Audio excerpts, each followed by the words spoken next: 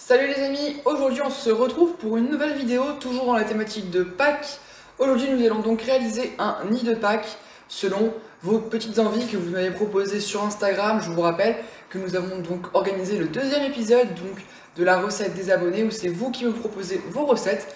Aujourd'hui, j'avais proposé comme thème donc des recettes de Pâques et c'est le nid de Pâques bien évidemment qui est venu le plus souvent en commentaire. Alors aujourd'hui, nous allons le réaliser, une recette très simple composée seulement d'une meringue et d'une mousse au chocolat. Vous allez voir, rien de plus simple, rien de plus délicieux que ce nid de Pâques. Alors sans plus tarder, tous en cuisine. Dans un bol, on vient verser les blancs d'œufs et on commence à les monter. Quand ils sont mousseux, on peut rajouter le premier tiers du sucre. Quand ils commencent à devenir blanc, on peut rajouter le second tiers du sucre. Et puis quand il commence à se resserrer, on peut rajouter le troisième tiers du sucre. On continue à monter nos blancs jusqu'à ce qu'il apparaisse le bec d'oiseau comme ici.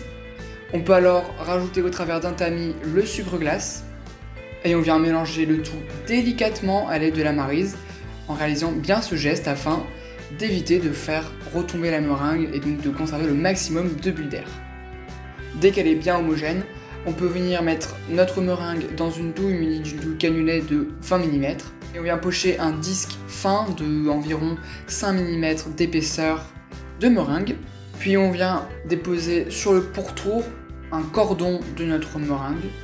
On peut même faire 2 tours si vous voyez que c'est pas assez haut. Le but c'est d'avoir un nid. Et pour ce qui est du reste de notre meringue, on peut bien évidemment la pocher sur notre tapis silicone. Bien évidemment, j'ai mis les bonnes pesées en description. On vient parsemer le tout de notre sucre multicolore et on vient faire cuire durant 3 heures à 90 degrés. Pendant ce temps, on vient faire bouillir notre crème et dès que l'ébullition est atteinte, on peut la sortir du feu et la verser sur le mélange jaune de sucre battu. On mélange le tout à l'aide d'un fouet et on peut la verser à nouveau dans notre casserole et on vient la faire une crème anglaise, c'est-à-dire qu'on vient la porter à 83 degrés environ. La crème est prête quand on peut passer notre doigt sur la cuillère sans que ça dégouline. On vient alors verser cette crème en 3 fois dans notre mélange de carreaux au chocolat. Ça permet de bien homogénéiser la préparation et surtout, si le mélange venait à trancher, le deuxième ou troisième tiers pourrait lisser le tout. On place la préparation au réfrigérateur durant 2 à 3 heures afin que la préparation épaississe avant de mettre dans une poche à douille munie d'une douille vermicelle.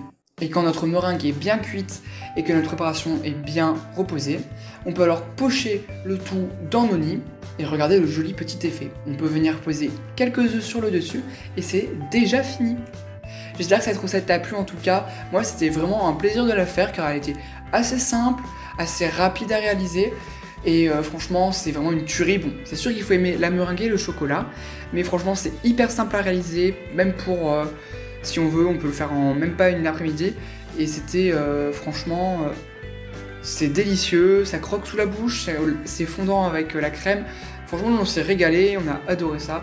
Même si c'est légèrement sucré avec tout le sucre qu'apporte la meringue, bien évidemment. C'est pour ça que je vous conseille d'utiliser un chocolat noir pour désucrer le mélange. Et si cette vidéo t'a plu, n'hésite pas alors à t'abonner à ma chaîne Instagram, liker la vidéo et à t'abonner à ma chaîne YouTube en activant la petite cloche pour ne rien rater des prochaines vidéos. Et tu peux me dire en commentaire quelle prochaine recette voudrais-tu que je réalise. Et moi je te dis à bientôt.